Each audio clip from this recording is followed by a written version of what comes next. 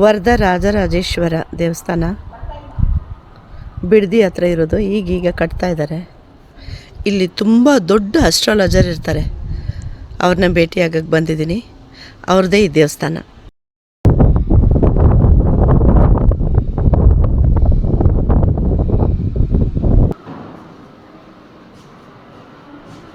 ಹೊಸದಾಗಿ ಕನ್ಸ್ಟ್ರಕ್ಷನ್ ಮಾಡ್ತಾ ಇದ್ದಾರೆ ಈ ದೇವಸ್ಥಾನ. ವರದರಾಜೇಶ್ವರ ಅಂತ. ನಾನು ಆಗಲೇ ಹೇಳಿದ್ನಲ್ಲ, ಅಸ್ಟ್ರಾಲಜರ್ನ ಮೀಟ್ ಮಾಡೋಕ್ಕೆ ಬಂದಿದ್ದೀನಿ ಅಂತ. ಅವ್ರು ಹೇಳೋ ಭವಿಷ್ಯ ಎಷ್ಟು ಸತ್ಯ ಅಂತಂದರೆ, ಅವರು ಮುಂದೆ ನಡೆಯೋ ವಿಷಯನೂ ಹೇಳ್ತಾರೆ. ಅವ್ರು ಹೇಳಿದೆಲ್ಲ ಸತ್ಯ ಆಗುತ್ತೆ. ಇನ್ನು ಸ್ವಲ್ಪ ತಲೆ ಅವ್ರನ್ನ ಭೇಟಿ ಮಾಡಿಸ್ತೀನಿ. ಇದು ಜಡೇನಲ್ಲಿ ಬಿಡದಿ ರೋಡು. ವಂಡರ್ಲಾ ರೋಡ್ ಹತ್ರ ಬಂದರೆ ಇಲ್ಲಿ ನಿಮಗೆ ಸಿಗುತ್ತೆ. ತುಂಬಾ ಪ್ರಸಿದ್ಧವಾದ ದೇವಸ್ಥಾನ. ಮೊದಲು ತುಂಬ ಚಿಕ್ಕದಾಗಿತ್ತು. ಶಿವಲಿಂಗ ಕೆಂಪು ಲಿಂಗದ್ದು ಅವರಿಗೆ ಸಿಕ್ಕಿದ್ದು. ಅವರಿಗೆ ನೀರಲ್ಲಿ ಸಿಕ್ಕಿದಲ್ವ, ನೀರಲ್ಲಿ ಸಿಕ್ಕಿದಂಥ ನರ್ಮದಾ ನದಿಯಲ್ಲಿ ಸಿಕ್ಕಿದಂಥ ಕೆಂಪು ಶಿವಲಿಂಗ ನೋಡಿ. ಇದು ಕೆಂಪು ಶಿವಲಿಂಗ, ನರ್ಮದಾ ನದಿಯಲ್ಲಿ ಸಿಕ್ಕಿದಂಥ ಶಿವಲಿಂಗ. ರೇಖಾದಾಸ್ ಟಾಕೀಸ್ ಯೂಟ್ಯೂಬ್ ಚಾನಲ್ ವೀಕ್ಷಕರಿಗೆ ನನ್ನ ನಮಸ್ಕಾರಗಳು. ನಮ್ಮ ಜೊತೆ ಯಾರಿದ್ದಾರೆ? ಅದೇ ನನ್ನ ಗೆಳತಿ ಸುನೀತಾ ಅವರು. ನಮಸ್ಕಾರ ಎಲ್ಲ ರೇಖಾದಾಸ್ ಚಾನಲ್ ವೀಕ್ಷಕರೆಲ್ಲರಿಗೂ ನನ್ನ ಕಡೆಯಿಂದ ನಿಮ್ಮೆಲ್ಲರಿಗೂ ನಮಸ್ಕಾರ. ಈ ಜಾಗ ಎಲ್ಲಿ ಬರುತ್ತೆ? ದೇವಸ್ಥಾನ ಎಲ್ಲಿ ಬರುತ್ತೆ? ಇದು ಜಡೇನಹಳ್ಳಿ ಅಂತ ಬಿಡದಿ ವಂಡರ್ಲಾಗ್ ಹೋಗ್ತೀವಲ್ಲ, ಅದೇ ದಾರಿಲೇನೆ ಈ ಶ್ರೀ ವರದರಾಜೇಶ್ವರ ದೇವಸ್ಥಾನ ಬರುತ್ತೆ. ಬಿಡದಿ ಹೋಗ್ಲಿ, ಇದು ಬ್ಯಾಂಗ್ಳೂರ್ ಸೌತ್ ಇದು. ಸೊ ಇಲ್ಲಿ ಅಸ್ಟ್ರಾಲಜರ್ ಇದ್ದಾರೆ, ತುಂಬ ಫೇಮಸ್ ಅಸ್ಟ್ರಾಲಜರ್. ಎಲ್ಲರ ಬಾಯಿ ಮಾತಲ್ಲಿ ಕೇಳ್ಕೊಂಡು ಬಂದಿದ್ದಂಥದ್ದು. ಆಮೇಲೆ ನನಗೆ ಸುನೀತಾನೇ ಹೇಳಿದ್ರು, ತುಂಬ ದೊಡ್ಡ ಅಸ್ಟ್ರಾಲಜರು ಅವರು, ಒಳ್ಳೆ ಸಾಧನೆ ಮಾಡಿದ್ದಾರೆ. ಆಮೇಲೆ ಅವ್ರು ಹೇಳೋ ಭವಿಷ್ಯ ಎಷ್ಟು ನಿಜ ಆಗುತ್ತೆ ಅಂತಂದರೆ ಅದಕ್ಕೆ ಕಾರಣ ನಾನೇನೆ, ಸಾಕ್ಷಿ ಇವರೇ ಇದ್ದಾರೆ. ನಾನು ಸುಮಾರು ಒಂದು 4-5 ವರ್ಷದಿಂದ ಬರ್ತೀನಿ, ಗುರುಗಳನ್ನ ಮೀಟ್ ಮಾಡ್ತೀನಿ. ನನಗೆ ಏನೇ ಬೇಕಂದರೆ ಅವ್ರ ಹತ್ರನೇ ಕೇಳಿಬಿಟ್ಟೆ ನಾನು ಯಾವುದೇ ಕೆಲಸ ಬೇಕಾದರೂ ನಾನು, ಅಂದರೆ ನನಗೇನಾದ್ರು ಕೆಲಸ ಆಗಬೇಕಾದ್ರೆ ಅವ್ರನ್ನ ಕೇಳೇ ಮಾಡ್ತಾ ಬಂದಿದ್ದೀನಿ. ಮತ್ತು ಪ್ರತಿಯೊಂದೂ ಅದು ಸತ್ಯ ಆಗಿದೆ. ಈಗ ನಾನು ಬೇರೆ ಬೇರೆ ಪ್ರಮೋಷನ್ಸ್ ಮಾಡ್ತೀನಿ, ಅಸ್ಟ್ರಾಲಜರ್ಸ್ ಇರ್ಬೋದು, ವಾಸ್ತು ಇರ್ಬೋದು, ಬಟ್ ಯಾರ ಹತ್ರಕ್ಕೂ ನಾನು ಕೇಳಲ್ಲ. ನಾನು ಏನಾದ್ರು ಬೇಕಂದರೆ ಗುರುಗಳ ಹತ್ರಕ್ಕೆ ಬಂದು ನಾನು ಪ್ರತಿಯೊಂದು, ಯಾಕಂದರೆ ನನಗೆ ಅದು ನಿಜ ಆಗಿರೋದ್ರಿಂದ ನಾನು ಅವ್ರ ಹತ್ರಕ್ಕೆ ಬಂದು ಎಲ್ಲ ಕೇಳ್ತಾ ಬಂದಿದ್ದೀನಿ. ಹಾಗೆಯೇ ಮ್ಯಾಮ್ಗೂ ಹೇಳಿದೆ, ಇಲ್ಲ ನಿಮಗೂ ಒಂದು ವ್ಯಕ್ತಿನ ಮೀಟ್ ಮಾಡಿಸ್ತೀನಿ, ಅವ್ರದ್ದೇ ಆದ ದೇವಸ್ಥಾನವೂ ಇದೆ ಮತ್ತು ನಿಖರವಾದ ಭವಿಷ್ಯ ಹೇಳ್ತಾರಂತ. ಅವರೇ ಇವರು ನಾರಾಯಣ ರೆಡ್ಡಿ ಗುರುಗಳು.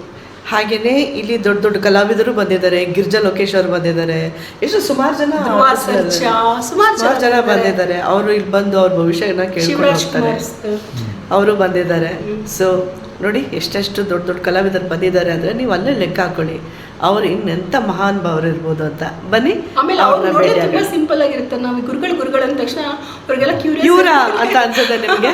ಅಷ್ಟು ಸಿಂಪಲ್ ಆಗಿದ್ದಾರೆ. ಬನ್ನಿ, ಗುರು ಸರ್ ಬಂದಿದ್ದಾರೆ, ಅವ್ರನ್ನ ಭೇಟಿ ಮಾಡೋಣ. ಸರ್ ನಮಸ್ಕಾರ. ಸರ್ ನಮಸ್ಕಾರ. ನಿಮ್ಮ ಬಗ್ಗೆ ಸಾಕಷ್ಟು ಕೇಳಿ ನಿಮ್ಮನ್ನು ನೋಡಲೇಬೇಕು ಅನ್ನೋ ಹಠದಿಂದ ಇವತ್ತು ಟೈಮ್ ತಗೊಂಡು ಬಂದಿದ್ದೀನಿ ಸರ್. ಇವತ್ತು ನೀವು ನಂಗೆ ಸಿಕ್ಕಿರೋದು ನಿಜವಾಗ್ಲೂ ನಾನು ಪುಣ್ಯ ಮಾಡಿದ್ದೀನಿ, ಅದೃಷ್ಟ ಮಾಡಿದ್ದೀನಿ ಅಂತ ಹೇಳೋಕ್ಕೆ ಇಷ್ಟಪಡ್ತೀನಿ. Thanks to Sunita. ಎಲ್ಲರೂ ಭೇಟಿ ಮಾಡಬೇಕಿದ್ರು ಏನೋ ಒಂದು ನಿಜ ಕಾರಣ ಇರಬೇಕಲ್ಲ ಸರ್? ಇರುತ್ತೆ, ಕಾರಣ ಇರುತ್ತೆ. ಒಬ್ಬರ ಥ್ರೂ ಇಂದ ಇವಾಗ ಎಕ್ಸಾಂಪಲ್ ಹೇಳೋದಾದ್ರೆ, ಎಲ್ಲಿಯ ನರ್ಮದಾ, ಎಲ್ಲಿಯ ಜಡೇನಹಳ್ಳಿ. ಹೌದು, ನರ್ಮದಾ ನದಿಯಿಂದ ಇಲ್ಲಿ ಬಂದು ಶಿವಪ್ಪ ನಡೆಸಬೇಕು ಅಂತ ಹೇಳಿದ್ರೆ ಅದು ಯಾವುದೋ ಒಂದು ನಾವು ಮಾಡಿರುವಂಥ ಒಂದು ಪೂರ್ವ ಪುಣ್ಯ ಅಂತ ಹೇಳ್ತಿದ್ರು ಅಲ್ವಾ ಸರ್? ಖಂಡಿತ. ಇದು ನಿಮ್ಮನ್ನು ಸಹ ಈ ಮೂಲಕ ಭೇಟಿ ಮಾಡ್ತಾ ಇರೋದು ಸಹ ಯಾವುದೋ ಒಂದು ಕ್ಯಾಲ್ಕುಲೇಷನ್ ಇರುತ್ತೆ. ಸುಮ್ಮನೆ ಭೇಟಿ ಮಾಡೋ ಸಾಧ್ಯ ಇರೋದು ಯಾರು? ನಿಜ ಸರ್. ಅದೇ ನನ್ನ ಈ ಸಿನಿಮಾ ಲ್ಯಾಂಡಲ್ಲಿ 40 ವರ್ಷ ಆಯಿತು. ಇವಾಗ ನಿಮ್ಮನ್ನು ಭೇಟಿ ಆಗ್ತಾ ಇದ್ದೀನಿ. ನಾವು ಸಣ್ಣವರಿದ್ದಾಗಿದ್ದು ಚಿತ್ರರಂಗದ ನೋಡಿ ಅಭ್ಯಾಸ ಇತ್ತು. ಈಗ ಭೇಟಿ ಮಾಡ್ತಾ ಇದ್ವಿ, ನಿಜಕ್ಕೂ ತುಂಬ ಸಂತೋಷ ಆಯ್ತು. ಸರ್, ನಾವು ಮಾತಾಡೋಣ ಬೇರೆ ವಿಷಯ. ಮೊದಲು ನೀವು ಡೈರೆಕ್ಟಾಗಿ ನೀವು ಎಷ್ಟು ಚೆನ್ನಾಗಿ ಭವಿಷ್ಯ ಹೇಳ್ತೀರಾ. ಅದು ನೀವು ಹೇಳಿದ್ದು ಭವಿಷ್ಯ ಅದು ನಿಜ ಆಗಿಬಿಡುತ್ತೆ ಅನ್ನೋದು ಒಂದು ಮಾತು, ಕಿವಿ ಮಾತಿದೆ. ಅದ್ರ ಬಗ್ಗೆ ಆಮೇಲೆ ಮಾತಾಡೋಣ. ಮೊದಲು ನೀವು ಎಲ್ಲಿ ಹುಟ್ಟು ಬೆಳೆದವರಲ್ಲ ಸರ್? ನಾವು ಬೆಂಗಳೂರಲ್ಲೇ ಹುಟ್ಟು ಬೆಳೆದಿರುವಂಥದ್ದು. ನಮ್ಮ ಪೂರ್ವಿಕರು ಅಂದರೆ ನಮ್ಮ ತಂದೆ ಅಲ್ಲ, ನಮ್ಮ ತಂದೆಯವ್ರ ತಂದೆ ತಮಿಳ್ನಾಡವರು. ಓಕೆ. ಅಲ್ಲಿಂದ ಬಂದು ಇಲ್ಲಿ ನೆಲೆಸಿ ನಮ್ಮ ತಂದೆ ಗಾರೆ ಕೂಲಿ ಕೆಲಸ ಮಾಡ್ತಾ ಇದ್ದಂಥವ್ರು. ಅವ್ರ ಮಗನಾಗಿ ಜನಿಸಿ ಇವತ್ತು ಯಾವುದೋ ಒಂದು ಅವ್ರು ಮಾಡಿರುವಂಥ ಒಂದು ಫಲ ಅನಿಸುತ್ತೆ. ಹಾಂ ಆ ಫಲದ ಒಂದು ಸಂಯೋಗದಿಂದ ಇವತ್ತು ಇಲ್ಲಿ ಒಂದು ಜಡೇಹಳ್ಳಿಯಲ್ಲಿ ಬಂದು ನಾವು ಇಟ್ಟಿರೋ ಸ್ಥಳ ಇಲ್ಲಿ ಬೆಂಗಳೂರು ಜಡೇಹಳ್ಳಿಯಲ್ಲಿ ಬಂದು ಇಲ್ಲಿ ಜಮೀನು ತಗೊಂಡು ಇಲ್ಲಿ ಒಂದು ಶಿವನ ಲಿಂಗವನ್ನು ಪ್ರತಿಷ್ಠಾಪನೆ ಮಾಡಬೇಕು ಅಂತ ಹೇಳಿದ್ರೆ ಅದು ಹುಡುಗಾಟ ಅಲ್ಲ. ಮತ್ತು ಈ ದೇವಸ್ಥಾನವನ್ನು ನಾನು ಮನೆ ಮಟ್ಟಕ್ಕೆ ಸಾಕು ಅಂತ ಮಾಡಿದ್ದೆ ಹೊರತು ಇದು ಜನಕ್ಕೆ ಆಗಲಿ ಇನ್ನೊಂದು ಇದಕ್ಕಾಗಲಿ ಮಾಡಿದ್ದಂಥದ್ದಲ್ಲ ಇದು. ಬಟ್ ಮನೆ ಮಟ್ಟಕ್ಕೆ ಮಾಡಿದಂಥ ಒಂದು ಶಿವಲಿಂಗ ಶಿವಕ್ಷೇತ್ರ ಶ್ರೀ ವರದರಾಜೇಶ್ವರ ಸ್ವಾಮಿ ಶಿವಾಲಯ ಇವತ್ತು ಲಂಡನ್ನಿಂದ ಹುಡ್ಕೊಂಡ್ ಬಂದಿದ್ದಾರೆ ಇಲ್ಲಿ, ಹಾಗೆ ದುಬೈಯಿಂದ ಹುಡ್ಕೊಂಡ್ ಬಂದಿದ್ದಾರೆ ಇಲ್ಲಿ. ಉತ್ತರ ಭಾರತದಿಂದ ಹಲವಾರು ಜನ ಬರ್ತಾರೆ. ನಮ್ಮ ಉತ್ತರ ಕರ್ನಾಟಕದವರಂತೂ ಲೆಕ್ಕ ಹಿಡಿದಷ್ಟು ಬರ್ತಾ ಇರ್ತಾರೆ ಪ್ರತಿ ಅಮಾವಾಸ್ಯೆ ಮತ್ತೆ ಹುಣ್ಣಿಮೆಗಳಲ್ಲಿ. ಪ್ರತಿನಿತ್ಯನೂ ಪೂಜೆ ಇರುತ್ತೆ. ಬಂದಂಥವ್ರು ಕೂಷ್ಮಾಂಡ ಆರತಿಯನ್ನು ಮಾಡೋ ಒಂದು ಪ್ರತೀತಿ ಇರುತ್ತೆ ಇಲ್ಲಿ. ಅದ್ರ ಬಗ್ಗೆ ನಾನು ಮುಂದೆ ಯಾಕೆ ಕೂಷ್ಮಾಂಡ ಆರತಿ ಮಾಡ್ತೀವಿ ಅನ್ನೋದನ್ನ ಸಹ ನಾನು ಮುಂದಕ್ಕೆ ನಿಮಗೆ ತಿಳಿಸ್ತಾ ಹೋಗ್ತೀನಿ.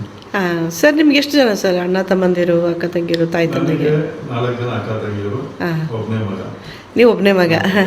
ತಂದೆ ತಾಯಿ ಸರ್? ತಂದೆ ತಾಯಿ ಈಗಿಲ್ಲ, ಕಾಲ ಆಗಿದ್ದಾರೆ ಇಬ್ಬರು.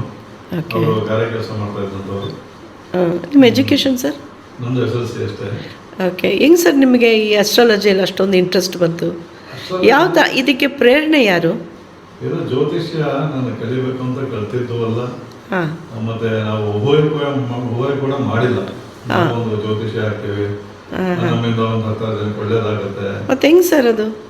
ಇಲ್ಲಿ ಏನಾಯ್ತು ಅಂತ ಹೇಳಿದ್ರೆ ಎಲ್ಲ ಹುಡುಗರು ಏನ್ ಹೇಳ್ತಾರೆ, ಇವತ್ತು ಆಟೋ ಓಡಿಸ್ಕೊಂಡು ಗಾರೆ ಕೆಲಸ ಮಾಡಿಸ್ಕೊಂಡು ಕ್ಲಿನಿಕಲ್ 4 ವರ್ಷ ಕಾಂಪೌಂಡರ್ ಕೆಲಸ ಮಾಡಿದೀನಿ, ಈ ತರ ಸ್ಕ್ರೀನ್ ಪ್ರಿಂಟರ್ ಕೆಲಸ ಮಾಡಿದೀನಿ, ಮೆಕ್ಯಾನಿಕಲ್ ಕೆಲಸ ಮಾಡಿದೀನಿ. ನಮ್ ತಂದೆ ತಾಯಿಗೂ ಚಿಂತೆ, ಇವ್ನಿಗೆ ಏನಪ್ಪ 27-28 ವರ್ಷ ಆಗ್ತಾ ಇದೆ, ಇವನು ಹೆಂಗ್ ಆಗ್ತಾನೋ ಹೆಂಗ್ ಉದ್ಧಾರ ಆಗ್ತಾನೋ ಅನ್ನೋದು ಬಹಳ ಚಿಂತೆ ಇತ್ತು. ನನ್ನ ತಾಯಿ ಅಂತೂ ದಿನಾ ಫೋಟೋ ಮುಂದೆ ನಿಂತು ಅಳೋರು. ಅದನ್ನ ನಾನು ನೋಡಿ ನನಗೂ ಒಂಥರ ದುಃಖ ಆಗ್ತಾ ಇತ್ತು ಆ ಸಮಯದಲ್ಲಿ. ಇದ್ದಕ್ಕಿದ್ದಂಗೆ ನನ್ನ ಸ್ನೇಹಿತರು ಒಬ್ಬರಿದ್ದು ಪ್ರಭಾಕರ್ ಅಂತ, ಅವ್ರ ಮನೆ ದೇವರು ಕಬ್ಬಾಳಮ್ಮ ಕ್ಷೇತ್ರ, 700 ಹತ್ರ ಇರುವಂತ ಕಬ್ಬಾಳ ಕ್ಷೇತ್ರ. ಆ ಕ್ಷೇತ್ರಕ್ಕೆ ಹೋಗ್ತಾ ಇದೀವಿ ನಾವೆಲ್ಲ. ನೀನು ಬರ್ತೀಯ ಅಂತ ಕರೀತಾರೆ.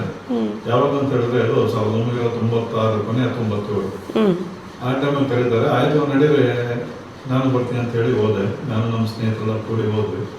ಅಲ್ಲಿ ಹೋದಾಗ ಅವತ್ತು ನೈಟ್ ಒಂದು 6:30-7 ಗಂಟೆ ಆಗಿತ್ತು. ಆ ಸಮಯದಲ್ಲಿ ಸ್ವಲ್ಪ ಈ ಕಡೆ ಒಂದು ವಾಕಿಂಗ್ ಅಂತ ಬಂದ್ವಿ.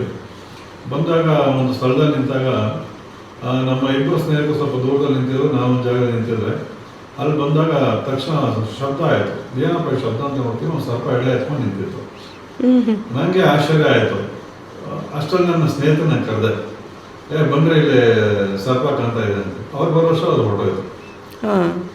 ಅವತ್ತಿನ ರಾತ್ರಿಯಿಂದ ಆ ತಾಯಿ ಕಬ್ಬಾಳಮ್ಮ, ನಾವು ಇವತ್ತೇನು ತಾಯಿ ಮಗು ಏನು ಅಪ್ಕೊಂಡು ನಾವು ಕುಣಿತೀವಿ, ಆ ತರ ಒಂದು ಫೀಲ್ ಕನ್ಸಲ್ಲಿ ಬಂದು ಅಪ್ಕೊಂಡು ನಿನ್ನಿಂದ ಒಂದು 10 ಜನಕ್ಕೆ ಒಳ್ಳೇದಾಗುತ್ತೆ ಅಂತೇಳಿ ಆ ಅಮ್ಮ ಹೇಳಿದಾಗ, ಮತ್ತೆ ಆ ಅಮ್ಮ ಕೆಲವೊಂದು ಮಂತ್ರಗಳನ್ನ ಆ ಬೋರ್ಡಲ್ಲಿ ಬರೆಯೋ ಥರ ಕಾಣಿಸಿ ನನಗೆ.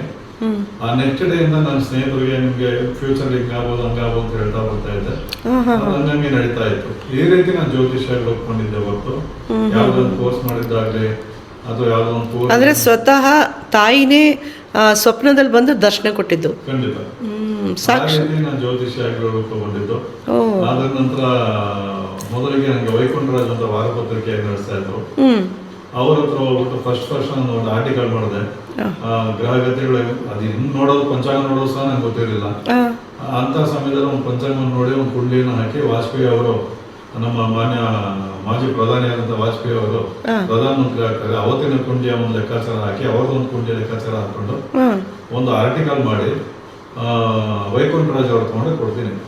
ವೈಕುಂಠರಾಜ್ ಅವರು ಜ್ಯೋತಿಷ ನಂಬೋದಿಲ್ಲ. ಅವ್ರು ಒಂದೇ ಮಾತಂತಾರೆ, ಎತ್ಕೊಂಡು ಹೋಗೋ ಇಲ್ಲಿಂದ ನೀವೆಲ್ಲ ಹಾಕಲ್ಲ, ನಾನು ನಂಬೋದಿಲ್ಲ ಅಂತ. ಸರಿ, ನಾನು ಏನ್ ಮಾಡಿದೆ, ಆರ್ಟಿಕಲ್ನ ಯಾವ್ದಕ್ಕೂ ಇರಲಿ, ನನಗೆ ತುಂಬಾ ಬೇಸರ ಆಯ್ತು. ಆರ್ಟಿಕಲ್ನ ಟೇಬಲ್ ಮೇಲೆ ಇಟ್ಟು ಬಂದೆ ನಾನು. ಆ ಮುಂದಿನ ವಾರ ನಾನು ನಮ್ಮ ಸರ್ಕಲ್ ಅಲ್ಲಿ ಒಂದು ಅಂಗಡಿ ಇತ್ತು, ಅಲ್ಲಿ ಹೋಗಿ ನೋಡಿದಾಗ ಸುಮ್ಮನೆ ಪತ್ರಿಕೆ ಎದ್ದಾಗ ನೋಡಿದೆ, ಏನಾದ್ರು ಹಾಕಿದಾರ ವೈಕುಂಠರಾಜ್ ಅವರು. ನೋಡಿದಾಗ ನಾವು ಬರೆದಂತ ಆರ್ಟಿಕಲ್ ಪತ್ರಿಕೆ ಪ್ರಕಟ ಆಗಿತ್ತು. ಏನಂತ ಹಾಕಿದ್ದಾರೆ ಅದರಲ್ಲಿ ಇಬ್ಬರು ಹೆಂಗಸರಿಂದ ವಾಜಪೇಯಿಗೆ ಅಂದ್ರೆ ಸರ್ಕಾರ ಅಪಾಯಕ್ಕೆ ಸಿಲುಕುತ್ತೆ ಅಂತ ಬರ್ದಿತ್ತು. ಇಬ್ಬರು ಸ್ತ್ರೀಯರಿಂದ. ನೀವು ನೋಡಿರ್ಬೋದು, ಜಯಲಲಿತಾ ಮತ್ತೆ ಮಾಯಾವತಿಯಿಂದ ಒಂದು ಓಟಲ್ಲಿ ವಾಜಪೇಯಿ ಅವರು ಸೋಲ್ತಾರೆ. ಅವತ್ತು ಲೋಕಸಭೆ ವಿಸರ್ಜನೆ ಆಗುತ್ತೆ. ಅದು ಫಸ್ಟ್ ಒಂದು ಪ್ರಥಮವಾದ ಒಂದು ಆರ್ಟಿಕಲ್. ಅದ ನಂತರ ಮುಂದಿನ ಮುಖ್ಯಮಂತ್ರಿ ಎಸ್ ಎಂ ಕೃಷ್ಣ ಅಂತ ಬರೀತೀನಿ. ಅವತ್ತು ಸಹ ಎಲ್ಲರೂ ಆಶ್ಚರ್ಯ ಪಡ್ತಾರೆ, ಏನು ಹೇಳ್ದಂಗೆ ಎಸ್ ಎಂ ಕೃಷ್ಣ ಅಂತ ಬರೀತೀನಿ ಅಂತ ನೋಡಿದಾಗ ಅದು ಎಸ್ ಎಂ ಕೃಷ್ಣ ಅವರು ಮುಖ್ಯಮಂತ್ರಿ ಆದರು. ಓ, ಈ ರೀತಿ ನನ್ನ ಪೇಪರ್ ಆರ್ಟಿಕಲ್ಸ್ ಇವತ್ತು ಇದೆ. ಅನೇಕ ಆರ್ಟಿಕಲ್ಸು 2004ರಲ್ಲಿ ಜಲಪ್ರಳಯ, ತಮಿಳುನಾಡಲ್ಲಿ ಸುನಾಮಿ, ಅದ್ರ ಬಗ್ಗೆ ಒಂದು ಆರ್ಟಿಕಲ್ ಮಾಡಿದ್ದೆ. ಅದು ಸಹ ಅದೇ ರೀತಿ ಜಲಪ್ರಳಯ ಆಯಿತು. ಪಾಂಡಿಚೇರಿ ಇರ್ಬೋದು, ತಮಿಳುನಾಡು ಇರ್ಬೋದು, ನಾವೆಲ್ಲ ನೋಡಿರ್ಬೋದು ಅದನ್ನ 2005ರಲ್ಲಿ. ಇದೆಲ್ಲ ನೋಡಿದ್ರೆ ಎಲ್ಲರೂ ಬಂದು ಹೇಳಿದ್ರ ನೀವು ಹೇಳಿದೆಲ್ಲ ನಿಜ ಆಗಿದೆ ಗುರುಜಿ ಅಂತ? ಖಂಡಿತ. ಅದಾದ ನಂತರ ಸಿಟಿ ಕೇಬಲ್ ಅಲ್ಲಿ ಪರಿಚಯ ಆದ್ರು. ಯಾರೋ ಆರ್ಟಿಕಲ್ ನೋಡ್ಕೊಂಡು ಬಂದಿದ್ರು, ಕೇಬಲ್ ಅಲ್ಲಿ ಒಂದು ಶೂಟಿಂಗ್ ಮಾಡೋಣ ಅಂತ ಹೇಳಿ. ಅಲ್ಲಿ ಪ್ರತಿ ವಾರ ಶೂಟ್ ಮಾಡ್ತಾ ಇದ್ವಿ. ಪ್ರತಿ ಭಾನುವಾರ ಕೂತ್ಕೊಂಡು ಲೈವ್ ಟೆಲಿಕಾಸ್ಟ್ ಮಾಡಿಕೊಂಡು ಒಂದು 4-5 ವರ್ಷದ ಕಾಲ ಈ ಜ್ಯೋತಿಷ ಕಾರ್ಯಕ್ರಮವನ್ನು ಮಾಡ್ತಾ ಇದ್ದೆ. ಅವ್ರು ಕರೆ ಮಾಡ್ತಾ ಇದ್ರು. ಕರೆ ಮಾಡಿದ ತಕ್ಷಣ ಅವ್ರ ಪ್ರಾಬ್ಲಮ್ ಸಹ ಹಂಗೆ ಹೇಳ್ತಾ ಇದ್ದೆ. ನಿಜಕ್ಕೆ ಹೇಳಿದ್ರು ಆಶ್ಚರ್ಯ ಆಗ್ತಾ ಇತ್ತು. ಇವನು ಏನೋ ವಶ ಮಾಡ್ಕೊಬಿಟ್ಟ. ಇವನು ಒಂದ್ ರೀತಿ ಜನ ಅಸಡ್ಡೆ ಭಾವನೆಗಳು ಇರುತ್ತಲ್ಲ, ಈ ರೀತಿ. ಆದ ನಂತರ ಕನ್ನಡ ಪ್ರಭಾವ ಒಂದು 2-3 ವರ್ಷ ಆರ್ಟಿಕಲ್ ಮಾಡಿದೆ. ಆಮೇಲೆ ಉದಯವಾಣಿ ಮಾಡಿದೆ. ಹೀಗೆ ಅನೇಕ ಪತ್ರಿಕೆಗಳಲ್ಲಿ ನನ್ನ ಆರ್ಟಿಕಲ್ ಬಂತು. ಈ ಸಂಜೆ ಪತ್ರಿಕೆ ಅನೇಕ ಆರ್ಟಿಕಲ್ಸ್ ಬಂತು. ಅಲ್ಲಿ ಸಿನಿಮಾ ನಟ ನಟಿಯರ ಬಗ್ಗೆ ಆರ್ಟಿಕಲ್ಸ್ ಮಾಡ್ತಾ ಇದ್ದೆ. ಯಾರ ಬಗ್ಗೆ ಮಾಡಿದ್ರಿ ಸರ್ ಸಿನಿಮಾ ನಟ ನಟಿಯರ? ಉಪೇಂದ್ರ ಇರ್ಬೋದು. ಉಪೇಂದ್ರ ಬಗ್ಗೆ ಏನ್ ಹೇಳಿದ್ರಿ? ಹೇಳ್ಬೋದು. ಉಪೇಂದ್ರ ಅವರು ಸಹ ನಾನು ಅವರ ಪ್ರಜಾಕೀಯ ಪ್ರಾರಂಭ ಮಾಡ್ತಾರಲ್ಲ, ಅವ್ರನ್ನ ಅವತ್ತು ಅವ್ರಿಗೆ ಒಂದು ಇಮೇಲ್ ಹಾಕ್ತೀನಿ. ಪ್ರಜಾಕೀಯ ಮಾಡುವಂತ ಸಮಯ ಇದಲ್ಲ, ಇನ್ನೊಂದು 2.5-3 ವರ್ಷ ನಿಮ್ಗೆ ಬೇಕಾಗಿರಲಿಲ್ಲ ರಾಜಕೀಯ ಅಂತ. ಆ ಇಮೇಲ್ ಸಹ ಅವ್ರ ಇಮೇಲ್ ಒಂದು ಕೊಟ್ಟಿದ್ರು, ಅದಕ್ಕೆ ಹಾಕಿದ್ದೆ. ಅದು ಮತ್ತೆ ರೆಸ್ಪಾನ್ಸ್ ಬರಲಿಲ್ಲ, ನಾನು ಸುಮ್ಮನೆ ಆದೆ. ಈ ರೀತಿ ಆದ ನಂತರ ಸಿದ್ದರಾಮಯ್ಯ ಮುಖ್ಯಮಂತ್ರಿ ಆಗುವಂತದ್ದು. ಈಗ ಇತ್ತೀಚೆಗೆ ಸಿದ್ದರಾಮಯ್ಯ ಮುಖ್ಯಮಂತ್ರಿ ಆದಾಗ 6 ತಿಂಗಳು ಮುಂಚಿತವಾಗಿ ನೀವು ಹೇಳಿದ್ರಿ ಮುಖ್ಯಮಂತ್ರಿ ಸಿದ್ದರಾಮಯ್ಯ ಅಂತ ಹೇಳಿ ಕರ್ನಾಟಕ ಟಿವಿ ಅಂತ ಒಂದು ಚಾನೆಲ್ ಇದೆ, ಅದ್ರಲ್ಲಿ ನಾನು ಹೇಳಿದ್ದೆ. ಅದು ಹಾಗೆ ನಡೆಯಿತು. ಅನೇಕ ಪ್ರಸಂಗಗಳು. ಅಂಬರೀಷ್ ಬಗ್ಗೆ ಏನ್ ಹೇಳಿದ್ರಿ ಸರ್? ಅಂಬರೀಷ್ ಬಗ್ಗೆನೂ ಅವ್ರಿಗೆ ಕೇಂದ್ರ ಪದವಿ ದೊರೆಯಿತು ಅಂತ ಬರೆದಿದ್ದೆ. ಆಗ ಕೇಂದ್ರ ಮಿನಿಸ್ಟರ್ ಆದ್ರು ಅವರು ಅಂತ ಒಂದು ಸಮಯದಲ್ಲಿ. ಸರ್ ಅದು ನಿಮ್ಮ ಮನ್ಸಲ್ಲಿ ಹಾಗೆ ಬಂದ್ಬಿಡುತ್ತಾ? ನೀವು ನೆನ್ಸ್ಕೊಂಡು ಹೇಳಲ್ಲ, ಹಾಗೆ ಹಾಗೆ. ಅವರು ಇನ್ನೊಂದು ಹೇಳಿದ್ರು, ದರ್ಶನ್ ಇದೆಲ್ಲ ಆಗಕ್ಕೆ ನಾವು ಮುಂಚೆನೆ ದರ್ಶನ್ ಬಗ್ಗೆ ನೀವು ಒಂದು ಆರ್ಟಿಕಲ್ ಬರ್ತಿದ್ರಿ. ದರ್ಶನ್ ಬಗ್ಗೆ ಏನ್ ಬರ್ದಿದ್ರಿ ಸರ್? ದರ್ಶನ್ ಬಗ್ಗೆ ಒಂದು ಹೆಣ್ಣಿಂದ ತೊಂದರೆ ಆಗುತ್ತೆ ಅವ್ರಿಗೆ ಅಂತ ಹೇಳಿ ನೀವೇ ಬರ್ದಿದ್ರಲ್ಲ? ಜನವರಿಲಿ ಕರ್ನಾಟಕ ಟಿವಿಯಲ್ಲಿ ಮಾತಾಡಿದ್ದೆ ಅದ್ರ ಬಗ್ಗೆ. ಜನವರಿಯಲ್ಲಿ ಮಾತಾಡ್ತೇನೆ. ದರ್ಶನ್ ಒಂದು ಹೆಣ್ಣಿನ ಬಗ್ಗೆ ತೊಂದರೆ ಆಗುತ್ತೆ ಅಂತ ಯಾರು ಊಹೆ ಕೂಡ ಮಾಡಿರಲಿಲ್ಲ. ಆದ್ರೆ ಜೂನ್ ತಿಂಗಳಲ್ಲಿ ಅವರು ಒಂದು ಹೆಣ್ಣಿಂದ ತೊಂದರೆಯನ್ನು ಅನುಭವಿಸಂಗಾಯ್ತು. ಈ ರೀತಿ ಅನೇಕ ನನಗೆ ಅವತ್ತು 2023 ಅನ್ಸುತ್ತೆ ದರ್ಶನ್ ಅವರು, 24 ಅನ್ಸುತ್ತೆ ಮಾಡಿದಾಗ ನನಗೆ ಯಾವ ಆಕ್ಟಿವ್ ಬಗ್ಗೆ ಮಾಡ್ಬೇಕು ಅನಿಸ್ತಾ ಇರಲಿಲ್ಲ. ಬಟ್ ಅವ್ರ ಬಗ್ಗೆ ಮಾಡ್ಬೇಕು ಅನಿಸ್ತು ಅವತ್ತು. ಅದು ಪ್ರೋಗ್ರಾಮ್ ಮಾಡಿದಾಗ ಅನೇಕ ಚಾನೆಲ್ಸ್ ಅಲ್ಲಿ ಇದೆ ಅದು ಪ್ರೋಗ್ರಾಮ್. ಅದ್ರ ಬಗ್ಗೆ ಮಾಡಿದಾಗ ಯಾಕಂದ್ರೆ ನಾನು ಕೇಳಿದ್ದೆ, ಅದಕ್ಕೆ ನೆನಪಾಯ್ತು ನಂಗದು. ನಿಜಕ್ಕೂ ಆಶ್ಚರ್ಯ ಆಯ್ತು ನಮ್ಗೆಲ್ಲ. ಏನಪ್ಪ ಇದು ಒಂದು ಹೆಣ್ಣಿಂದ ತೊಂದರೆ ಆಯ್ತು ಅಂತ ಇವತ್ತು ನೋಡಿದ್ರೆ ನಾವು ಪಾಪ ಇಂಥ ಒಂದು ನಿಜಾನೇ ಆಯ್ತದು. ಜನ ಮೆಚ್ಚಿದ ನಾಯಕ ಅಂತವ್ರಿಗೆ ಈ ರೀತಿ ತೊಂದರೆ ಆಗುತ್ತೆ ಅಂತ ಹೇಳಿ ಅವ್ರ ಜಾತಕದಲ್ಲಿ ಇತ್ತಲ್ಲ, ಅದು ಹಾಗೆ ನಡೀತದೆ. ಸರ್ ಈಗ ಅವರು ಜೈಲ್ಗೆ ಹೋಗಿದಾರಲ್ಲ, ಅವ್ರ ಬಗ್ಗೆ ಏನಾದ್ರು ಹೇಳಕ್ ಆಗತ್ತಾ? ಏನು ವಾಪಸ್ ಬರ್ತಾರಾ, ಹೇಗೆ ಏನು? ಪ್ರಕಾರ 2026 ಕೊನೆಯ ಅಷ್ಟರಲ್ಲಿ ಒಂದು ಶುಭ ಫಲ ಇದೆ ಅವ್ರಿಗೆ. ಏನಂತ ಹೇಳಿದ್ರೆ 2027 ಖಂಡಿತ ಅವ್ರು ರಿಲೀಸ್ ಆಗುವಂತ ಯೋಗ ಜಾತಕದ ಪ್ರಕಾರ ಇದೆ. ಆ ಸಮಯ ಕಳಿಬೇಕು. ಈ ವರ್ಷ ಕೊನೆಯಲ್ಲಿ ಸ್ವಲ್ಪ ಶುಭ ಫಲಗಳು ಅವ್ರ ಜಾತಕ ಕಾಣಿಸ್ತದೆ. ಅದ ನಂತರ ಅವ್ರಿಗೆ ಖಂಡಿತವಾಗಿ ಅನುಕೂಲ ಆಗುತ್ತೆ. ಬಟ್ ನಾನು ಅದನ್ನು ಅವ್ರಿಗೆ ಹೇಳಿದ್ದೆ, ಯಾವುದೇ ಪೂಜೆ ಪುನಸ್ಕಾರಗಳಿಂದ ಅದು ಅವ್ರಿಗೆ ಫಲ ಸಿಕ್ಕೋದಿಲ್ಲ. ಕೇಳೋ ಒಂದು 4 ಮಂತ್ರಗಳು ಬರ್ಕೊಡ್ತೀನಿ, ಅವ್ರ ಮನೆಗೆ ಹೋಗ್ಲಿ ಅಂತ ಸಹ ಹೇಳಿದ್ದೆ. ಅವರು ಬೇಕಾಬಿಟ್ಟಿ ಪೂಜೆಗಳನ್ನ ಮಾಡಿ ತೊಂದರೆಗಳನ್ನ ಅನುಭವಿಸೋದು. ಅಯ್ಯೋ, ಓಕೆ. ಅಂದ್ರೆ ಬರೋ ವರ್ಷ ಆಚೆ ಬರೋ ಸಾಧ್ಯತೆ ಇದೆ ಖಂಡಿತ. ಇಯರ್ ಎಂಡಲ್ಲಿ ಅಥವಾ 27ರಲ್ಲಿ ಖಂಡಿತ ಬರೋ ಚಾನ್ಸಸ್ ಇದೆ. ಓಕೆ ಸರ್, ಇದನ್ನ ದರ್ಶನ್ ಫ್ಯಾನ್ಸು ಅದನ್ನ ಕೇಳಿ ತುಂಬಾ ಸಂತೋಷ ಪಡ್ತಾರೆ ಅನ್ಸುತ್ತೆ ನನಗೆ. ದರ್ಶನ್ ಆಕ್ಟಿಂಗ್ ನಮಗೂ ಸಹ ಖುಷಿ ಆಗುತ್ತೆ. ಹೌದು, ನಮ್ಮ ಕನ್ನಡ ಚಿತ್ರರಂಗಕ್ಕೆ ಒಂದು ಮಾಣಿಕ್ಯ ಅಂತ ಸಹ. ಯಾಕೆಂದ್ರೆ ಫ್ಯಾನ್ಸ್ ಎಲ್ಲ ನಾವೆಲ್ಲ ತುಂಬಾ ಮಿಸ್ ಮಾಡ್ಕೋತಿದ್ದೀವಿ ಅವ್ರನ್ನ. ಖಂಡಿತ ಅವ್ರು ಎಲ್ಲೇ ಇದ್ರೂ ಚೆನ್ನಾಗಿರ್ಲಿ ಅಂತಾನೆ ಒಂದು ಆಶಿಸ್ತೀವಿ. ಓಕೆ, ಹೌದು ಸರ್, ಅದು ನಿಜನೇ. ಸರ್, ಆಮೇಲೆ ಈಗ ನಿಮ್ಮ ತಾಯಿ ಆಸೆ ಏನಾದರೂ ಇತ್ತಾ? ನನ್ನ ಮಗ ಹೀಗಾಗಬೇಕು ಹಾಗಾಗ್ಬೇಕಂತ ಕನಸುಗಳಿರುತ್ತಲ್ಲ. ಬಟ್ ಅವ್ರಿಗೆ ತುಂಬಾ ಚಿಂತೆ ಇತ್ತು. ಏನಪ್ಪ 26-27 ವರ್ಷ ಆದ್ರೆ ಇನ್ನೂ ಉದ್ದಾರ ಆಗಿಲ್ಲ, ಮುಂದಕ್ಕೆ ಏನ್ ಮಾಡ್ತಾನೋ ಹೆಂಗೋ ಈ ರೀತಿ. ಇವಾಗ ನೀವು ಅಸ್ಟ್ರಾಲಜರ್ ಆದ್ರಲ್ಲ, ನಿಮ್ಮ ತಾಯಿ ಇದ್ರ ಆಗ? ಆವಾಗ ನೀವು ಅಸ್ಟ್ರಾಲಜಿ ಮಾಡ್ತಾ ಇರೋದನ್ನ ನೋಡಿಬಿಟ್ಟು ನಿಮ್ಮ ತಾಯಿ ತಂದೆ ಏನು ಹೇಳ್ತಾ ಇದ್ರು ಸರ್? ಖುಷಿ ಪಡ್ತಿದ್ರಾ? ನಮ್ಮ ತಂದೆ ತಾಯಿ ಅವರೇ ಒಂದು ರೀತಿ ಪ್ರಚಾರ ಮಾಡ್ಬಿಟ್ಟು ಅನ್ಸುತ್ತೆ, ನನ್ನ ಮಗ ಹಿಂಗಿದ್ದವ್ ನಿಂಗೆ ಆದ ಅಂತ ಅಷ್ಟು ಸಂತೋಷ ಪಡೋರು. ಓಕೆ. ಅಷ್ಟು ಖುಷಿಯಿಂದ ಇದ್ರು. ತಾಯಿ ತಂದೆ ಭವಿಷ್ಯ ಯಾವತ್ತಾದ್ರೂ ಹೇಳಿದ್ದೀರಾ ನೀವು? ಇಲ್ಲ, ಬೇರೆಯವ್ರ ಭವಿಷ್ಯ ಹೇಳ್ತೀರಾ, ತಾಯಿ ತಂದೆಗೆ ಭವಿಷ್ಯ ಹೇಳಿದ್ದೀರಾ? ನೋಡಬಾರ್ದು, ಮನೆಯವ್ರದ್ದು ನೋಡಬಾರ್ದು ಅನ್ನೋದು ಒಂದು. ಓಕೆ, ಹಾಂ ಹಾಂ ಹಾಂ ಹಾಂ, ಅದು ನಿಜನಾ ಸರ್? ಅದು ಹೌದು. ಅದು ಏನಾದ್ರು ಗೊತ್ತಾ, ಏನಾದ್ರು ಒಂದು ನೆಗೆಟಿವ್ ಕಾಣಿಸಿದಾಗ ಕೆಲವರು ಚಿಂತೆ ಅದನ್ನೇ ಚಿಂತೆ ಮಾಡ್ಕೊಂಡಿರ್ತಾರೆ. ಓಕೆ. ಅದರಿಂದ ಇದಾಯ್ತು. ಮತ್ತೆ ನಮ್ಮ ಪ್ರಾರಂಭದಲ್ಲಿ ಜ್ಯೋತಿಷಕ್ಕೆ ಬಂದಾಗ ಒಬ್ರು ನನ್ನ ಹುಡ್ಕೊಂಡ್ ಬರ್ತಾರೆ, ಯಾವ್ದೋ ಒಂದು ಜೆಮ್ ಸ್ಟೋನ್ ಅಲ್ವಾ ಕೇಳಿ ಅಂತ ಹೇಳಿ ಹೇಳ್ತಾರೆ. ಜೆಮ್ ಸ್ಟೋನ್ ಬಗ್ಗೆ ನನ್ನನ್ನು ಹುಡ್ಕೊಂಡ್ ಬರ್ತಾರೆ. ಅವ್ರು ಬಂದಂತದ್ದು ಅವತ್ತು ನಾವು ಜಿಮ್ ಅಂತ ನೋಡಿಲ್ಲ ಅಂತ ದೊಡ್ಡ ಕಾರ್ ಅದು ನಮ್ಮ ರಸ್ತೆಗೆ ಬಂದಿದ್ದು. ಅವರು ಮಾಡಿ ಮೇಲೆ ಬರ್ತಾರೆ, ಬಂದು ನನ್ನನ್ನು ಭೇಟಿ ಮಾಡ್ತಾರೆ. ಭೇಟಿ ಮಾಡಿದಾಗ ಅವ್ರು ಕೂತ್ಕೊಂತಾರೆ, ಗಂಡ ಹೆಂಡತಿ ಮತ್ತೆ ಮಗಳು. ನಾನು ಅಂತೀನಿ, ಇಲ್ಲ ನಿಮ್ ಬಿಸ್ನೆಸ್ ಎಲ್ಲ ಲಾಸ್ ಆಗುತ್ತೆ, ಸ್ವಲ್ಪ ಆರೋಗ್ಯ ಕಡೆ ಗಮನ ಕೊಡಿ ಅಂತ ಹೇಳ್ತೀನಿ. ಅವ್ರು ಏನ್ ಮಾಡ್ತಾರೆ, ಅವ್ರ ಮಗಳು ಇದ್ದಂಗೆ ರೈಸ್ ಆಗ್ತಾರೆ. ರೈಸ್ ಆಗ್ಬಿಟ್ಟು ನಾವು ಬಂದಿದ್ದು ಬರೀ ಜೆಮ್ ಸ್ಟೋನ್ ಕೇಳಕ್ಕೆ, ನೀವೇನು ಹಿಂಗೆ ಹೇಳ್ತಾ ಇದೀರ ಅಂತ ಹೇಳಿ ಎಷ್ಟು ಫೀಸ್ ಅಂದ್ರು. ಅವತ್ತು ನಾನು 50,000 ರೂಪಾಯಿ ತಗೊಂತ ಹೇಳಿದೆ, ಬಿಸಾಕ್ಬಿಟ್ಟು ಹೋದ್ರು. ಅಯ್ಯೋ. ಹೋದ ನಂತರ ಒಂದು 6 ತಿಂಗಳು ಬಿಟ್ಕೊಂಡು ಅವ್ರ ವೈಫ್ ಮಾತ್ರ ಬಂದ್ರು. ನೋಡಿದ್ರೆ ಅವ್ರದ್ದು 6 ಫ್ಯಾಕ್ಟ್ರಿ ಲಾಕ್ಔಟ್ ಆಗಿರುತ್ತೆ, ಗ್ರಾನೈಟ್ ಫ್ಯಾಕ್ಟ್ರೀಸ್. ಮತ್ತೆ ಅವರು ಬೆಡ್ ರಿಡನ್ ಆಗಿರ್ತಾರೆ ಅವರು. ಅವಾಗ ಆಕೆ ಹತ್ಕೊಂಡ್ ಬರ್ತಾರೆ, ನಮ್ಮ ಅಮ್ಮ ಮೆಟ್ಲ ಮೇಲೆ ಕೂತಿರ್ತಾರೆ. ಹೋಗುವಾಗ ಹತ್ಕೊಂಡು ಹೋಗ್ತಾರೆ. ನಮ್ಮ ತಾಯಿ ಹೇಳ್ತಾರೆ, ಏನಕ್ಕಪ್ಪ ಅವ್ರು ಅಳ್ತಾ ಇದಾರೆ ಅಂತ.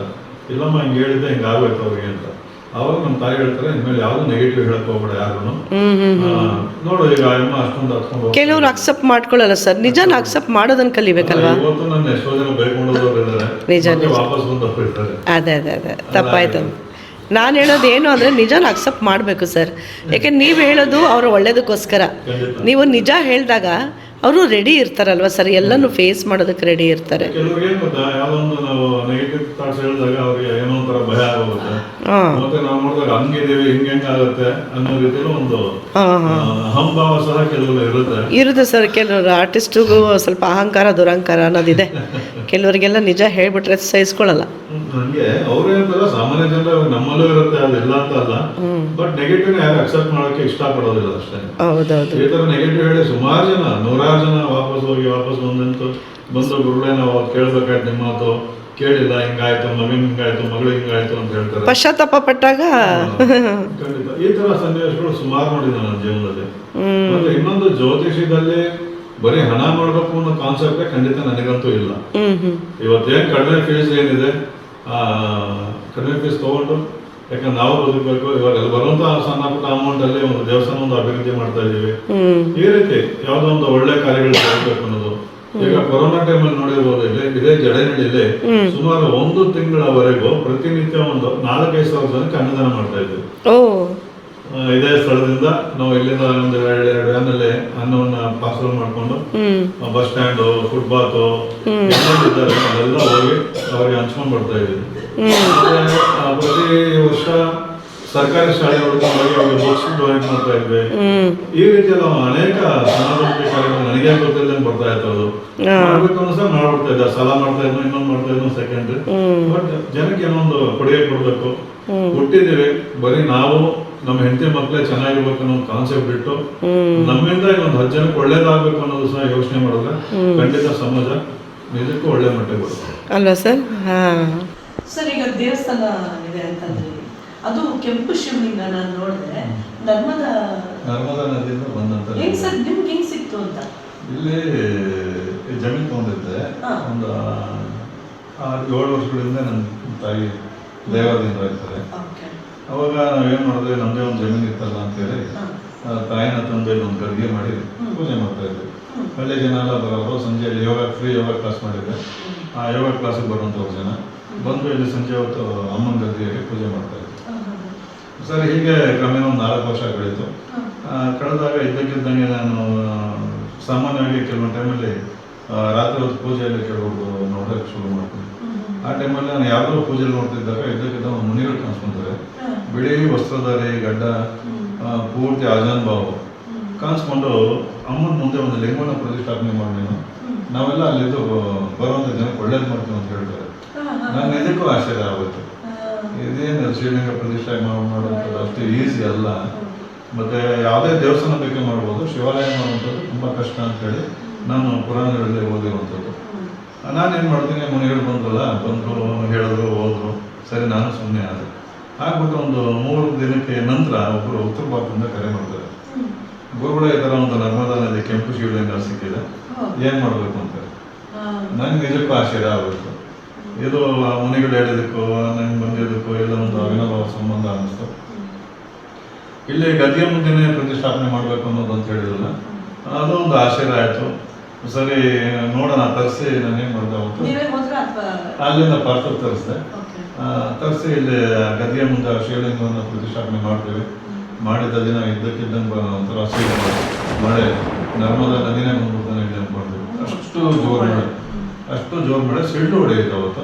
ಹಿಂದ್ಗಡೆ ಒಂದು ತೆಂಗಿನ ಮರ ಇರುತ್ತೆ ದೇವಸ್ಥಾನದಿಂದ, ಆ ಮರ ಬಿದ್ದು ಆ ಮರ ಸುಟ್ಟೋಗುತ್ತೆ ಅವತ್ತು ಆ ಸಿಡ್ಲು ಬಂದಂಥ ಶಬ್ದ ಹೆಂಗಿತ್ತು ಅಂದರೆ, ನಾನು ಎಲ್ಲೇ ಕೂಗ್ತಿದ್ದೆ, ಇಡೀ ಮನೆಯೇ ಸುಟ್ಟೋಯ್ತು ಅನ್ನೋ ರೀತಿಯಲ್ಲಿ ಅಷ್ಟು ಬೆಳಕು. ಎಲ್ಲಿ UPS ಇತ್ತು, UPS ಬ್ಲಾಸ್ಟ್ ಆಯ್ತು ಅಂದ್ಕೊಂಡೆ, ಆ ಶಬ್ದ. ಈ ರೀತಿಯಾಗಿ ಬಂದು ಆತ ಬಂದು ನೆಲೆಗೊಳ್ತಾನೆ. ಅವನು ಪ್ರತಿಷ್ಠಾಪನೆ ಮಾಡಿ ಹಿಂಗೆ ತಿರುಗ್ತೀವಿ, ಒಂದು ಕಪ್ಪೆ ಬಂದು ಲಿಂಗವನ್ನು 3 ಪ್ರದಕ್ಷಿಣೆ ಮಾಡುತ್ತೆ. ಕಪ್ಪೆ ಎಲ್ಲಿ ಸರ್ಪ ಸಂಚಾರನೂ ಆಗ್ತಾ ಇರುತ್ತೆ. ಅದಕ್ಕೆ ಮುಂಚೆ ಅಲ್ಲಿ ಒಂದು ಕಪ್ಪೆನೂ ಬಂದು ಸಹ ಸಂಚಾರ ಮಾಡಿ 3 ಪ್ರದಕ್ಷಿಣೆ ಮಾಡಿ ಮುಂಭಾಗದಿಂದ ಹೋಗುತ್ತೆ. ಕಪ್ಪೆ ಪ್ರದಕ್ಷಿಣೆ ಮಾಡೋದು ಎಲ್ಲೂ ನೋಡಿಲ್ಲ.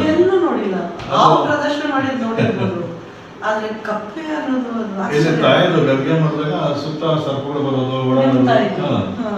ಏನಪ್ಪ ಇದು ಅಂತ ಅವತ್ತು ನಾನು ಪ್ರಶ್ನೆ ಮಾಡಿದಾಗ ಈ ಥರ ಮುನಿಗಳು ಕನ್ಸ್ಕೊಂಡು ಕಪ್ಪೆ ಪ್ರದಕ್ಷಿಣೆ ವಿಡಿಯೋ ಇದೆ ಅವ್ರಿಗೆ ಇವತ್ತು. ಕಪ್ಪೆ ಪ್ರದಕ್ಷಿಣೆ ಮಾಡಿರೋ ವಿಡಿಯೋ ಇದೆ. ಈ ರೀತಿಯಾಗಿ ಕ್ಷೇತ್ರ ಒಂದು ಪ್ರಸಿದ್ಧಿ. ಸರ್ಪ ಬರ್ತಾ ಇತ್ತು, ಅದೊಂದು ವಿಡಿಯೋ ಇತ್ತು. ಮಣ್ಣಿತ್ತವಾಗೆಲ್ಲ ಇದು ಗ್ರ್ಯಾಂಡ್ ಆಗ್ಬಿಟ್ಟಿದೆ. ಆ ಮಣ್ಣಿದ್ದಾಗ ಸರ್ಪ ಸಂಚಾರ ಆಗಿದ್ದು ಅದು ವಿಡಿಯೋ ಇದೆ, ಹಳೆ ವಿಡಿಯೋ ಎಲ್ಲ ಇರಬೇಕು. ಅದು ಇದ್ರೆ ಕಳಿಸ್ಕೊಡ್ತೀನಿ. ಮತ್ತೆ ಹೇಗೆ ಉಂಟು ಅಂತ ಒಂದೆರಡು ಕಾರ್ಯಕ್ರಮ ಮಾಡಿದ್ರು ಅವರು, ನಾರಾಯಣ ಬಂದು. ಅದರಲ್ಲಿ ಎಲ್ಲ ಪೂರ್ತಿ ಡೀಟೇಲ್ ಇದೆ. ಅದರಲ್ಲಿ ಹೇಗೆ ಏನು ಈ ಕ್ಷೇತ್ರ ಯಾವ ಥರ ಬೆಳೀತು ಅಂತ. ಆ ಥರ ಬಂದಾಗ ನನಗೆ ಒಂದು ನಮ್ಮ ವೇದಗಳಲ್ಲಿ ಮತ್ತು ಮನುಸ್ಮೃತಿಯಲ್ಲಿ ಒಂದು ವಾಕ್ಯ ಬರುತ್ತೆ, 100 ಶಿಕ್ಷಕರಿಗಿಂತ ಒಬ್ಬ ಗುರು ಮೇಲು ಅಂತ. ಹಾಗೆ 100 ಗುರುಗಳಿಗಿಂತ ಒಬ್ಬ ತಂದೆ ಮೇಲು ಅಂತ ಬರುತ್ತೆ. ಹಾಗೆ 1000 ತಂದೆಗಿಂತ ಒಬ್ಬ ತಾಯಿ ಮೇಲು ಅಂತ ಬರುತ್ತೆ. ಅಂದರೆ 1000 ತಂದೆನಾದರೂ ಸಹ ತಾಯಿಗೆ ಸಮನಾಗಲಾಗರು ಅಂತ. ಅದಕ್ಕೆ ನಾವು ಮಾತೃದೇವೋಭವ ಅಂತ ಹೇಳ್ತೀವಿ. ಇವತ್ತು ಆ ಮಾತೃದೇವೋಭವ ಅನ್ನೋ ಒಂದು ಆ ಗದ್ದಿಗೆ ಮುಂದೆ ಆ ಲಿಂಗವನ್ನು ಪ್ರತಿಷ್ಠೆ ಮಾಡ್ತೀವಿ. ತಾಯಿ ಗದ್ದಿಗೆ ಶಿವನ ಹಿಂದೆ ಇದೆ, ಅದು ಶಿವ ಮುಂದೆ ಇದ್ದಾನೆ. ಆ ರೀತಿಯಾಗಿ ಕ್ಷೇತ್ರ ಬೆಳೆಯುತ್ತೆ. ಇಲ್ಲಿ ಅಮಾವಾಸ್ಯೆ ಮತ್ತು ಪೌರ್ಣಿಮೆಗಳಲ್ಲಿ ಒಂದು 10,000 ಜನ ಸೇರೋದಂಥವ್ರು ಮೊದಲು. ಇಲ್ಲಿನ ಕೆಲವೊಂದು ಜನಕ್ಕೆ ಏನಾಯ್ತು, ಗದ್ಗೆ ಮುಂದೆ ಲಿಂಗ ಇಟ್ಟವನಲ್ಲ ಇವನು ಹೆಂಗೆ ಅಂತ. ಆಮೇಲೆ ನಾನು ಅದ್ರ ಬಗ್ಗೆ ಯೋಚನೆ ಮಾಡಿದಾಗ ನನಗೆ ಇನ್ನೊಂದು ಸಾಕ್ಷ್ಯ ಸಿಗುತ್ತೆ. ರಮಣ ಮಹರ್ಷಿಗಳು ಅವ್ರ ತಾಯಿ ಗದ್ಗೆ ಮೇಲೆ ಲಿಂಗವನ್ನು ಇಟ್ಟಿದ್ದಾರೆ. ತಿರುವಣ್ಣಾಮಲೆಯಲ್ಲಿ ಹೋದಾಗ ಇವತ್ತು ನಾವು ಇವತ್ತು ಆ ಕ್ಷೇತ್ರ ಅಷ್ಟು ಪ್ರಸಿದ್ಧಿ ಆಗ್ತಾ ಇದೆ ಅಂತ ಹೇಳಿದ್ರೆ, ಅವ್ರ ತಾಯಿ ಗದ್ಗೆ ಏನಿದೆಯಲ್ಲ ಆ ಗದ್ಗೆ ಮೇಲೆ ಲಿಂಗವನ್ನು ಇಟ್ಟಿದ್ದಾರೆ. ಇಡ್ಬೋದು. ನಾವು ಮೂಲ ಹುಡುಕ್ತಾ ಹೋದಾಗ ಎಷ್ಟೋ ಮಹನೀಯರ ಗದ್ಗೆ ಮೇಲೆ ಲಿಂಗಗಳಿದ್ದಾರೆ. ಅವನು ರುದ್ರಭೂಮಿ ವಾಸಿ ಅಲ್ಲ ಈ ರೀತಿ. ಮತ್ತೆ ಇನ್ನೊಂದು, ನೀವು ಯಾವುದೇ ನೋಡಿರ್ಬೋದು, ಗುರುಗಳ ಕ್ಷೇತ್ರ ಇರ್ಬೋದು, ಇಂಥ ಕ್ಷೇತ್ರಗಳು ಎಲ್ಲಿ ಸಮಾಜ ಹೊಂದಿರುತ್ತೆ ಅಂಥ ಕ್ಷೇತ್ರಗಳು ಬಹಳ ಪ್ರಸಿದ್ಧಿಯನ್ನು ಹೊಂದಿವೆ. ಇವತ್ತು ನಮ್ಮ ಗುರುಗಳಾದಂಥ ರಾಘವೇಂದ್ರ ಸ್ವಾಮಿಗಳು ಇರ್ಬೋದು, ಸಾಯಿಬಾಬಾ ಇರ್ಬೋದು, ಶಿವಕುಮಾರ್ ಸ್ವಾಮಿಗಳು ಇರ್ಬೋದು, ನಡೆದಾರ ದೇವರು, ಅನೇಕ ಮಹನೀಯರು, ಅವ್ರದೆಲ್ಲ ಗದಿಗಳು ಇವತ್ತು ಒಂಥರ ಜ್ಯೋತಿರ್ಮಯವಾಗಿ ಜನಕ್ಕೆ ಒಂದು ದಾರಿದೀಪವಾಗಿದೆ. ಇಲ್ಲಿ ಅಮಾವಾಸ್ಯೆ ಇದರಲ್ಲಿ ಲಂಡನ್ನಿಂದ ಇಲ್ಲಿ ಜನ ಹುಡ್ಕೊಂಡು ಬಂದಿದ್ದಾರೆ. ಉತ್ತರ ಭಾರತದಿಂದ ಸಾಕಷ್ಟು ಜನ ಬರ್ತಾರೆ. ನಾನು ಹೇಳಿದ್ನಲ್ಲ, ಮನೆ ಮಟ್ಟಕ್ಕೆ ಮಾಡಿದಂಥ ಒಂದು ಕ್ಷೇತ್ರ ಇದು. ಇವತ್ತು ಕ್ಷೇತ್ರವಾಗಿ ಬೆಳೆದು ಅನೇಕ ಮಹನೀಯರು ಬರ್ತಾ ಇದ್ದಾರೆ, ರಾಜ್ಯಗಳಿಂದ ಹೊರ ರಾಜ್ಯಗಳಿಂದ ಬರ್ತಾ ಇದ್ದಾರೆ. ನಿಜಕ್ಕೂ ನಮ್ಗೆ ಆಶ್ಚರ್ಯ ಆಗುತ್ತೆ. ಇವೆಲ್ಲ ನಮ್ಮ ಕೈಯಿಂದ ಈ ಒಂದು ಲಿಂಗ ಪ್ರತಿಷ್ಠಾಪನೆ ಮಾಡಿಸ್ಕೊಂಡು ಎಷ್ಟು ಪ್ರಸಿದ್ಧಿನ ಪಡ್ಕೊಂತ ಇದೆ ಅಂತ ಹೇಳಿದ್ರೆ ನಿಜಕ್ಕೂ ನಮ್ಗೆ. ಮಹಾರಾಜರು ಕೂಡ ಬಂದಿದ್ರು. ಮೈಸೂರು ಮಹಾರಾಜರು ಬಂದಿದ್ರು. ಅವರೇ ಬಂದು ಇಲ್ಲಿ ಹೌದು, ಮೈಸೂರು ಮಹಾರಾಜ ಅವರು ಬಂದು ಅವರು ಶಿವಲಿಂಗಕ್ಕೆ ಒಂದು ಬಿಲ್ವಾರ್ಚನೆ ಮಾಡ್ತಾರೆ. ಅದ್ರ ಬಗ್ಗೆ ನಾನು ವಿಡಿಯೋ ಕಳಿಸ್ತೀನಿ ನಿಮಗೆ. ಶಿವಣ್ಣ ಅವ್ರು ಬಂದಿದ್ದಾರೆ, ಇಲ್ಲಿ ಜೋರ್ಸಜ್ ಅವ್ರು ಬಂದಿದ್ದಾರೆ, ಅನೇಕ ಮಹನೀಯರು ಬಂದಿದ್ದಾರೆ. ಕೆಲವೊಬ್ರು ಹೆಸರು ಹೇಳಕ್ಕಾಗೋದಿಲ್ಲ. ಮತ್ತೆ ಒಂದು ದಿನ 2000 ಪ್ರತಿಷ್ಠೆ ಆಗಿ 1 ವರ್ಷಕ್ಕೆ ಶಿವರಾತ್ರಿ ಮಾಡ್ತೀವಿ. ಶಿವರಾತ್ರಿ ಅಮಾವಾಸ್ಯೆ ದಿನ ನನಗೆ ಒಬ್ರು ಕರೆ ಮಾಡಿದ್ದಾರೆ ರಾತ್ರಿ 1:30 ಸಮಯದಲ್ಲಿ. ಕರೆಯನ್ನು ಮಾಡಿದಾಗ ನಿಮ್ಮ ದೇವಸ್ಥಾನಕ್ಕೆ ಅಗೋರಿಗಳು ಕಾಯ್ತಾ ಇದ್ದಾರೆ ಬರೋಕ್ಕೆ ಅಂತ ಹೇಳ್ತಾರೆ. ರಾತ್ರಿ 1:15 ನನಗೆ ನಿಜಕ್ಕೂ ಆಶ್ಚರ್ಯ ಆಯ್ತು. ಸರಿ ಬರೋಕ್ಕೆ ಹೇಳಿ ಅಂತಂದ್ರೆ ಅಗೋರಿಗಳು ಬರ್ತಾರೆ. ಅವ್ರು ಬಂದಾಗ ಪೂರ್ತಿ ಅವ್ರ ವೇಷಭೂಷಣ ನೋಡಿದ್ರೆ ಪೂರ್ತಿ ರುದ್ರಾಕ್ಷಿ ಏನೋ ಶಿವನೇ ಬಂದೇನೋ ಅನ್ಕೊಂಡಿದ್ರು. ಬಂದು ಅವ್ರು ಡಮರುಗ ಬಾರಿಸ್ತಾರೆ ಹತ್ರ 2-2:30 ಸಮಯದಲ್ಲಿ. ನಿಜಕ್ಕೂ ಆಶ್ಚರ್ಯ ಆಗೋಯ್ತು. ಒಳ್ಳೆ ಕೈಲಾಸದಲ್ಲಿ ಅವಾಗ ಅವ್ರು ಅಂತಾರೆ, ಈ ಕ್ಷೇತ್ರ ಮುಂದಿನ ದಿನಗಳಲ್ಲಿ 13ನೇ ಜ್ಯೋತಿರ್ಲಿಂಗದಷ್ಟು ಪ್ರಸಿದ್ಧಿನ ಹೊಂದ್ಕೊಳ್ಳುತ್ತೆ ಅಂತ ಹೇಳ್ತಾರೆ.